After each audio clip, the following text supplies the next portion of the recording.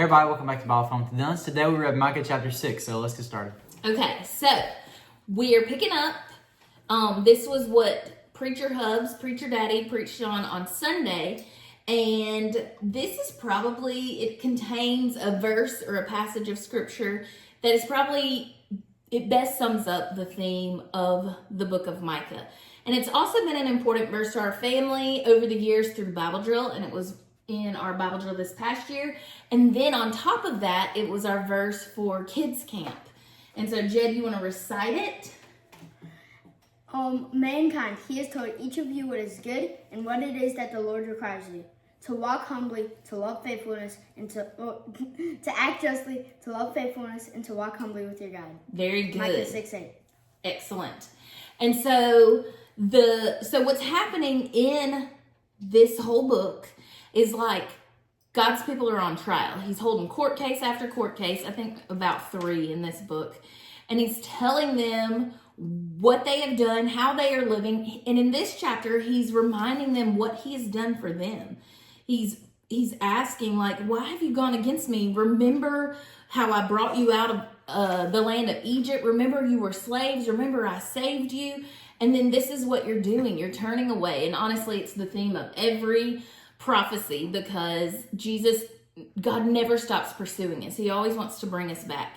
But there's this passage, and it is what Preacher Hubs preached on this week.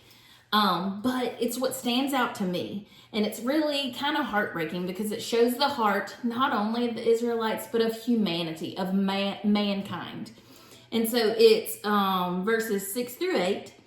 And they're saying, with what shall I come before the Lord and bow myself before God on high? Shall I come before him with burnt offerings, with calves a year old? Will the Lord be pleased with thousands of rams or 10,000 rivers of oil? Shall I give my firstborn for my transgression and the fruit of my body for the sin of my soul? And then right there, it picks up, he has told you, O man, what is good. Mankind, he has told you what is good and what the Lord requires of you. To do justice, to love kindness, and to walk humbly with your God.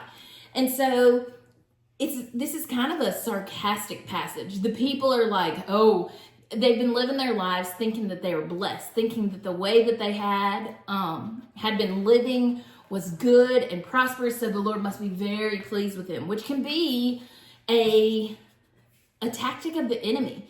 Something I listened to this week said, we like to think that the enemy attacks us by hardship and trials and bad things.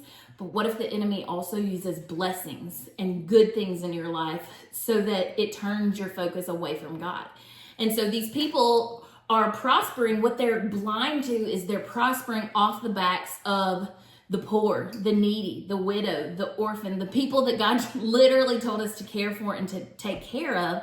That's how they're prospering. That's how they're doing well. And they're blind to it. Their greed is all they see. Their eyes are off of God, and that's what God is doing. He's pursuing them. And so they get sarcastic in this passage. And basically they're asking, what is it going to take, God, for us to get you off of our back? As if, and this is something that Jed whispered in my ear, they want to live their life for themselves. They want to say, leave me alone, God. This life is mine. And Jed, what did you tell me? Do you remember? He was the one who made you. He literally gave you that life. And I thought, mic drop. Seriously, I think we forget that page 1 stuff. God owes us nothing, and he deserves our everything just simply because he is God. He created us, but then his love for us and his relationship with us goes above and beyond that. And so honestly, this passage that I read is heartbreaking to me because these people, they just want enough God in their life to keep him happy. They want him to leave them alone. But the thing is, that's not what God created us for. He created us for relationship with him, and just giving him just enough to appease him, that's not walking with God. That is not relationship with God. Relationship is wanting God near, wanting him to stay near, needing him to be near, pleading for him to be in our lives. Even like the hymn says, every hour I need you. That's relationship. Asking for him so much so that we don't ever want him to leave us.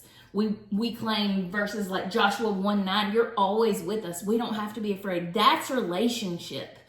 And relationship is not checking off a list of what will keep God satisfied.